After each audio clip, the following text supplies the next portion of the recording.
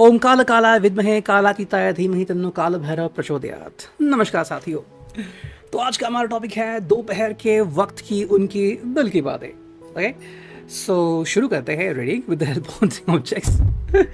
Tarot आ गया, फिर है ये फेरिडल oracle and we got the angelic guidance. ठीक है, तो इन तीनों के साथ हम करने वाले हैं रीडिंग शुभम भवतु। ठीक है, तो शुरुआत करते हैं and let's connect to it. तो चलो हम लेने वाले हैं टैरो को सबसे पहले एंड करते हैं रीडिंग की शुरुआत, यानी कि श्री गणेशा। ठीक है, सो आप चाहते हैं तो आप मैनिफेस्टेशन भी शुरू कर सकते हैं। ठीक है, अभी इसी वक्त अगर करना है, बाद में भी करना है, एंड वो आपको काफ़ी तरह से हेल्प एंड हीलिंग भी कर सकता है आपके जीवन के हर पहलू में, चाहे फाइनेंशियल इश्यूज हो, चाहे लव इश्यूज हो, उसमें वो आपको डेफिनेटली हेल्प करेगा। बस आपको सही मैनिफेस्टेशन एंड सही गाइडेंस को चुनना है। ठीक है, सो लेट्स कनेक्ट। बाकी आप चैनल को लाइक कीजिए, शेयर कीजिए, सब्सक्राइब कीजिए। ठीक है, सो लेट्स कनेक्ट। देखते हैं आज हमें दोपहर के वक्त की क्या रीडिंग मिलती है। चलो, कुछ कार्ड्स हमें मिल चुके हैं, लेकिन हमें और भी थोड़े से कार्ड चाहिए इस रीडिंग के लिए, तो हम करते हैं थोड़े से और शफलिंग एंड चलो एक कार्ड मिला, अगर लगा तो हम और भी कार्ड ले लेंगे। ठीक है, सो लेट्स फोकस नाउ।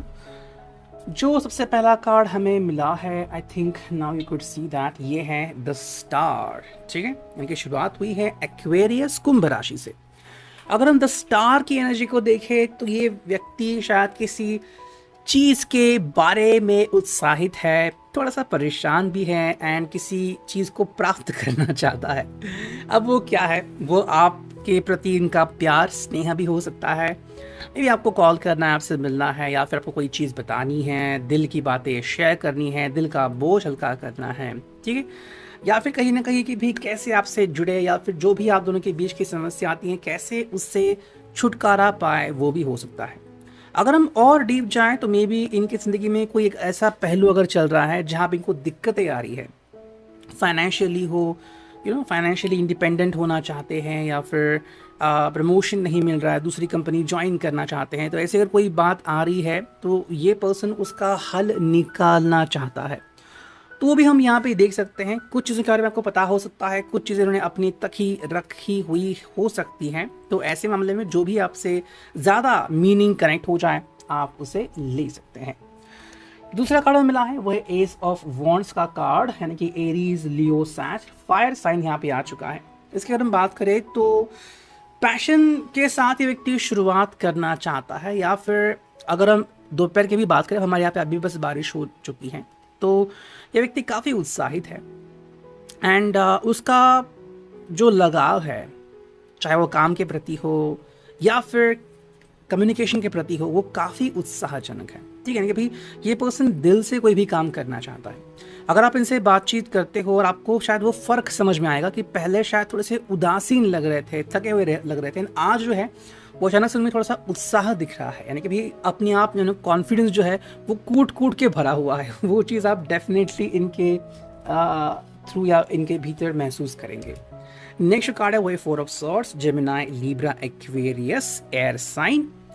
अगर हम इसकी बात करें तो ये व्यक्ति जो है वो चीज़ों को अपने तरीके से हैंडल करना चाहता है।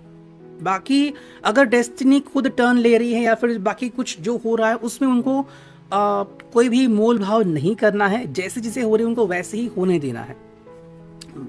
अगर इसका हम अंडरस्टैंडिंग देखें तो आपको ये बदलना नहीं चाहते, आपके प्रति वो क्या फील करते हैं ये आपको जताना चाहते हैं। आप कैसे रिएक्ट करोगे ये उनको नहीं पता, आप कैसे रिस्पॉन्ड करोगे ये उनको नहीं पता। मान लो इनको आपको फ़ोन करना और आप बिजी हो, या फिर आपने फ़ोन रखा है वाइब्रेशन मोड में और आप उस फ़ोन को नहीं ले पाए, तो ये आपको चेंज नहीं कर सकते। आप 100% फ़ोन उठाइए, मेरी बात कीजिए, बिल्कुल नहीं, लेकिन हाँ ये जो आपके प्रति फील करते हैं वो आपको बताना चाहते हैं। नेक्स्ट कार्ड है वो है दी एम्प्रेस, एंड एम्प्रेस की अगर हम बात करते हैं तो बहुत सारी चीज़ें हमें यहाँ पे समझने को मिलती है। देखो भाई, एम्प्रेस एक ऐसा कार्ड है जहाँ पे हमें किसी भी व्यक्ति के बारे में बहुत कुछ जानने को मिलता है। यहाँ पे हम इस व्यक्ति की अंडरस्टैंडिंग को देखते हैं, या फिर जो वो ज़िंदगी में पाना चाहता है, जो वो खुद को आपके सामने जिस तरीके से जताना चाहता है, वो सारी चीज़ें यहाँ पे आती हैं। आई थिंक ये पर्सन का कॉन्फिडेंस लेवल जो है वो बढ़ रहा है। पहले शायद वो सेल्फ लव नहीं करता था, किसी कारण से अब करने लगा है।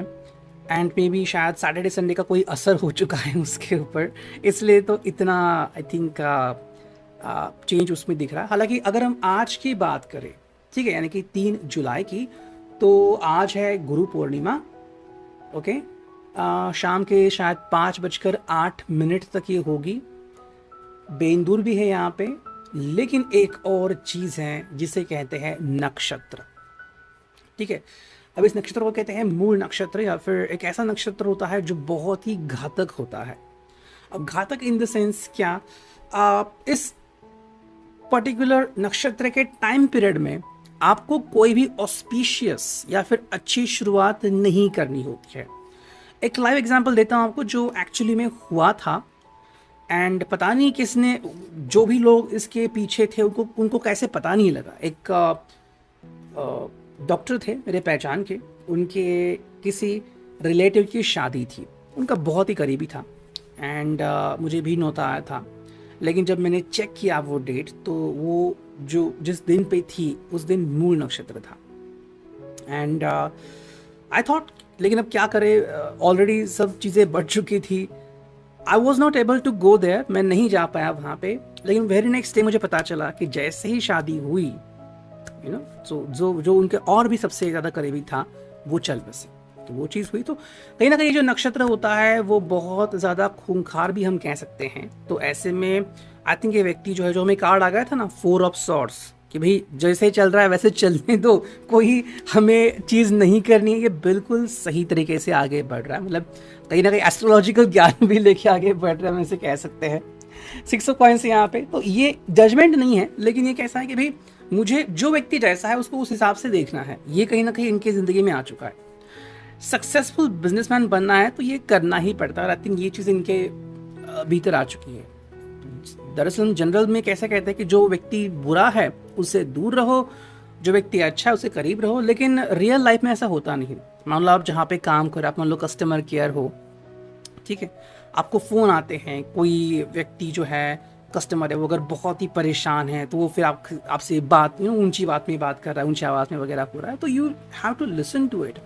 आप उसे डिनाई नहीं कर सकते। तो ये व्यक्ति जो है, ये आई थिंक इसको फॉलो कर रहा है कि जो जैसा व्यक्ति उसको उस हिसाब से देख रहा है, ठीक है, और अपना जो कर्तव्य है वो निभा रहा है। अगला जो कार्ड है वो 6 of wands, Aries, Leo, Sachs. अगर हम इसकी बात करें तो यहाँ पे ये व्यक्ति जो है वो बेसिकली चाहता है कि दिन जो है वो बस कटना चाहिए।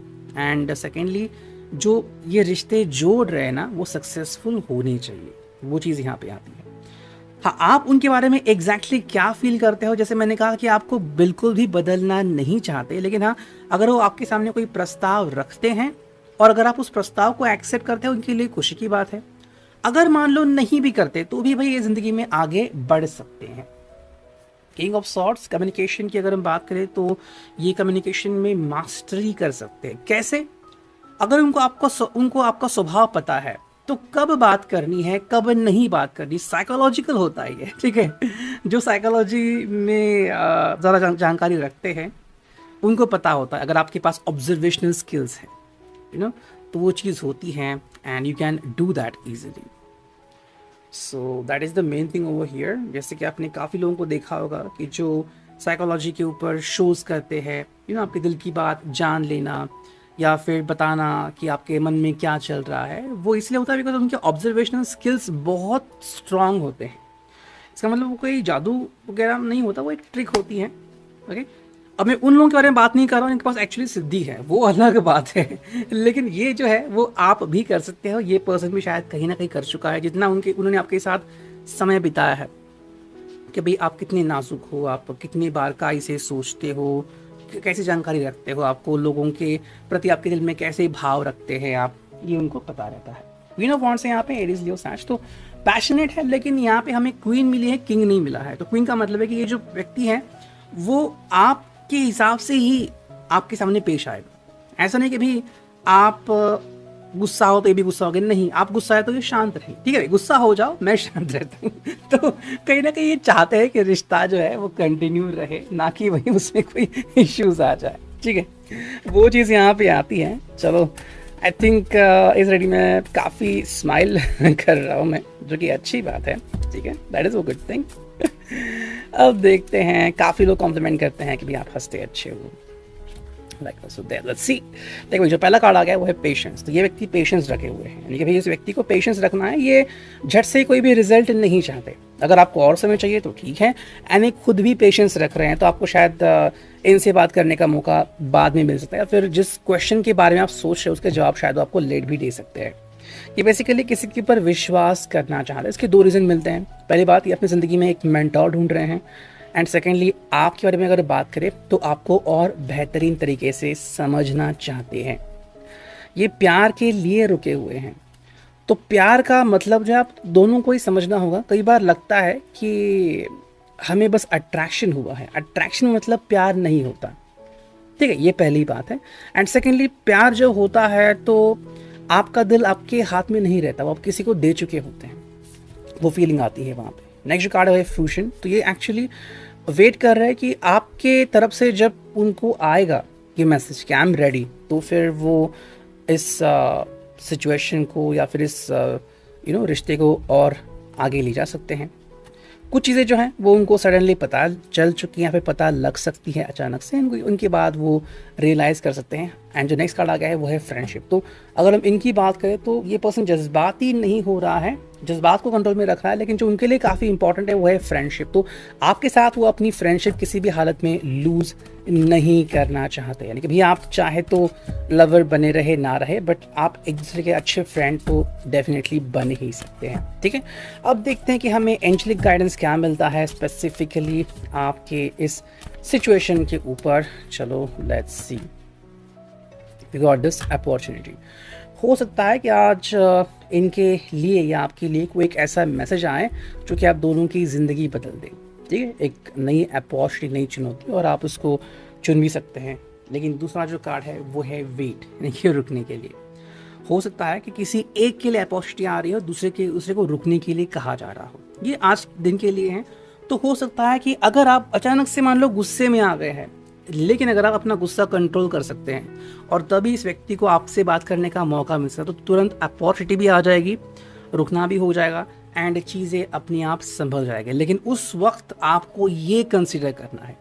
अब ये मोमेंट 5 बजे आता है, 6 बजे आता है, 6:30 बजे आता है, ये आप कह नहीं सकते, ये हर व्यक्ति के ऊपर डिपेंड है। फिर उसके बाद भी अगर आज दिन भर आ रहा है, नेक्स्ट डे आ रहा है, डिपेंडिंग ऑन दैट। कितना आज का reading, I hope it will resonate.